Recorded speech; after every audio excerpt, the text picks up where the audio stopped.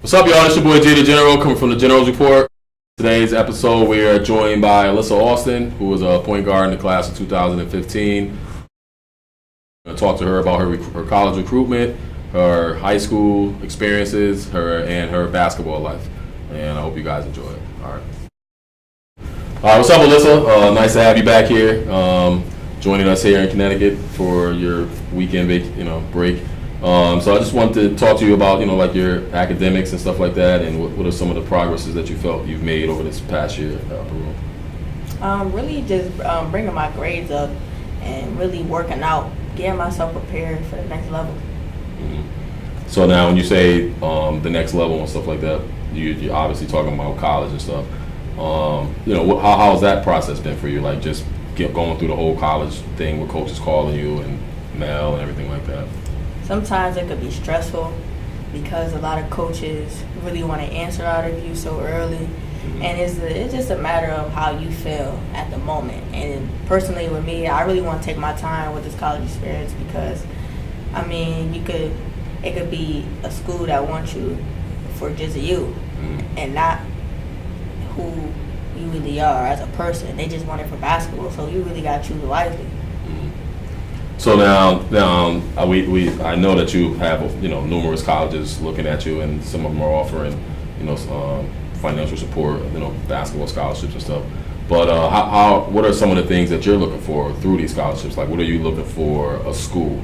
If I'm at Sidewalk University and I'm offering you a scholarship, what would be some of the things that I would have to to impress you to want to be able to come to my school?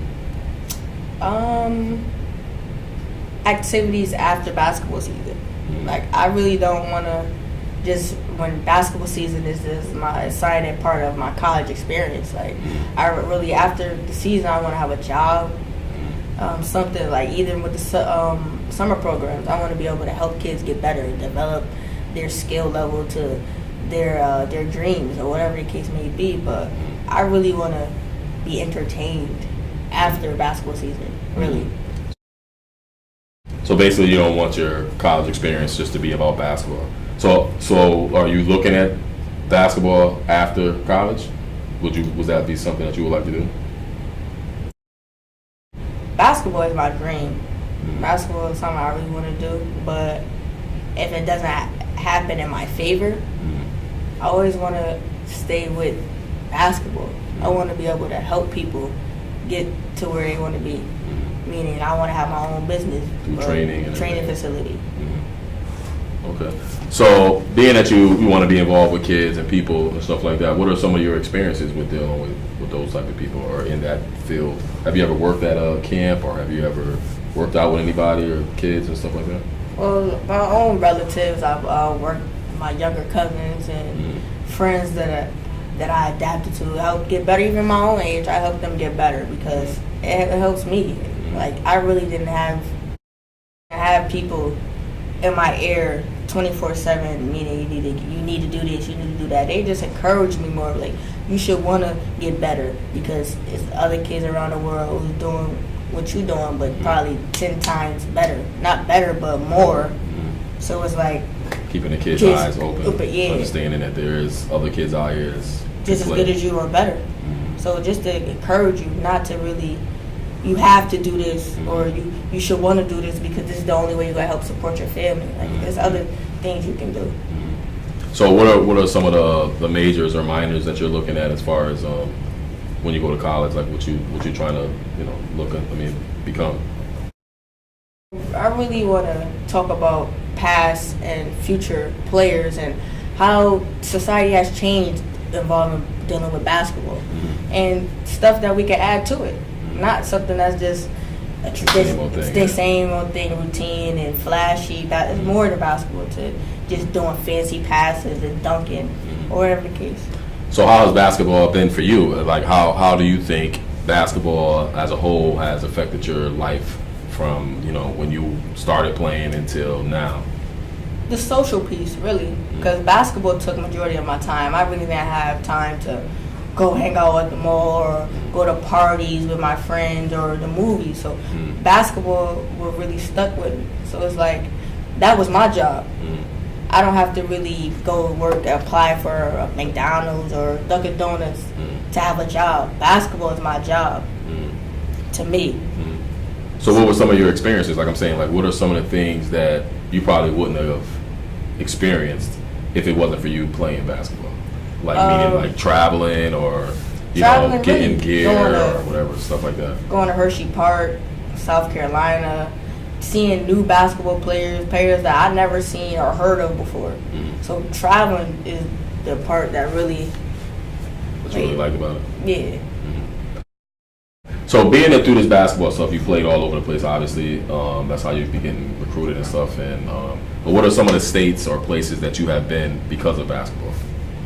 I've been to Florida to the ESPN Center. I actually played in that facility where the big dome is where they really not showcase, but you see some of stuff that you see on TV. I played, so it's like that really amazed me. Basketball can really take you so far.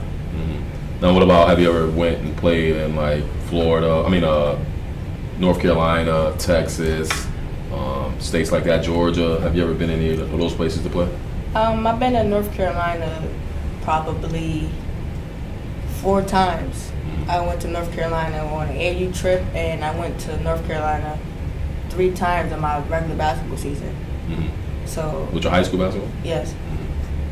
Now, what about as far as your high school basketball and, whether it was here in New Haven, that career, or playing at Upper Room, how do you feel the difference of those have been? Like, you over here at career, you were all state, you were in the paper all the time, everything like that. And, you had a big support system here.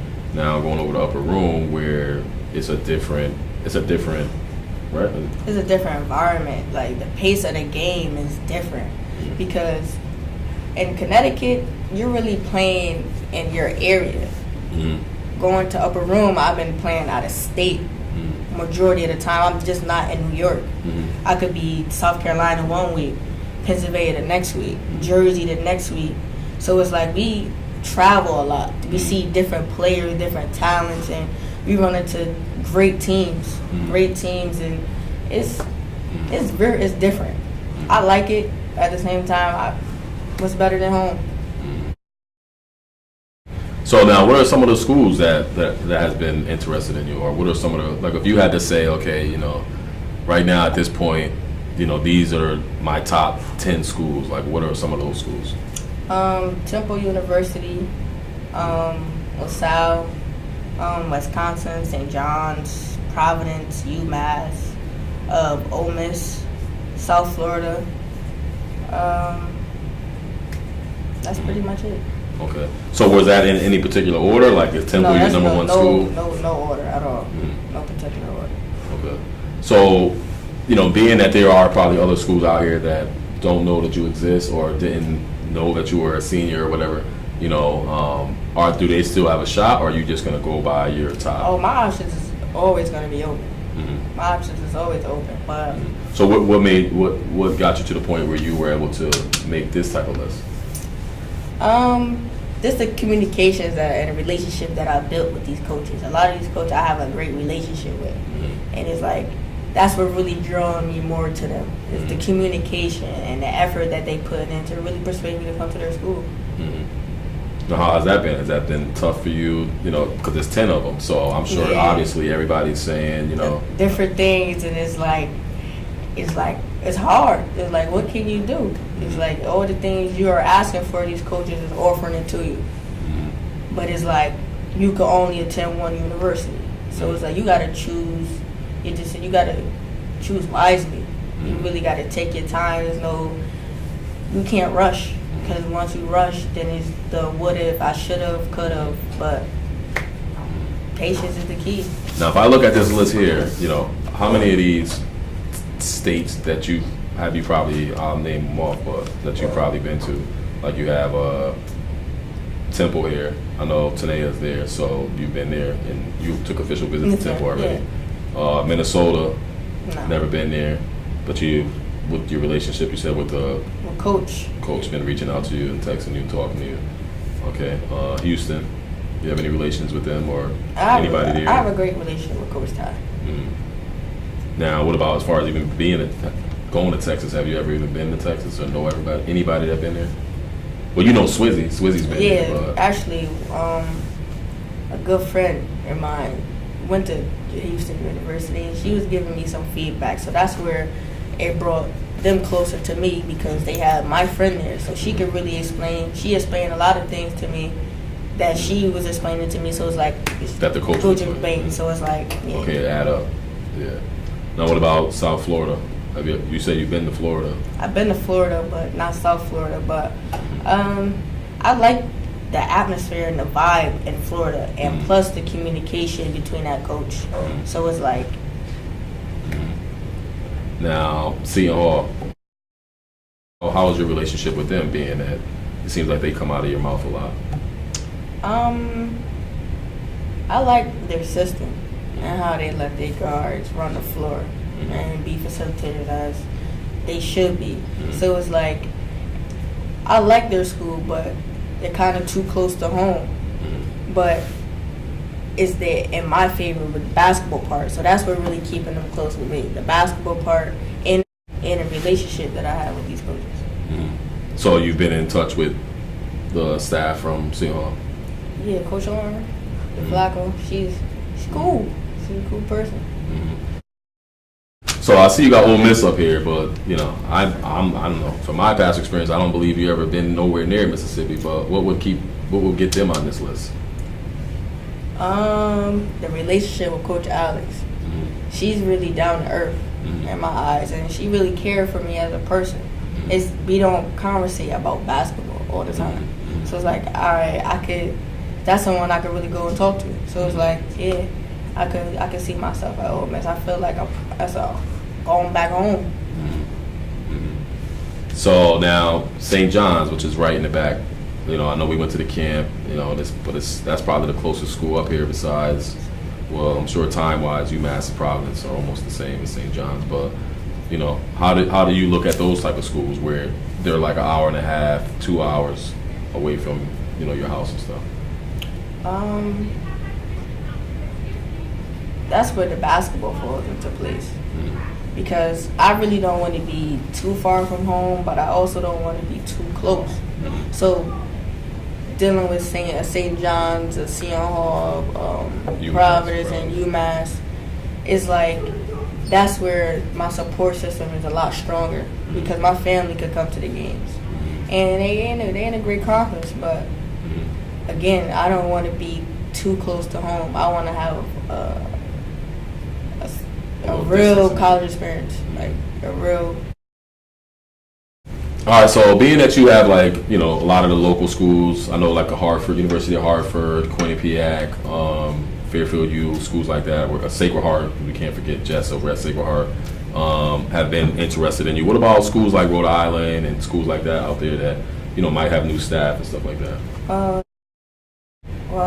Coach D and Coach Blake, when they was at Northeastern, they reached out to me, and you as well. It was pertaining to basketball, so I'm really looking into Rhode Island also.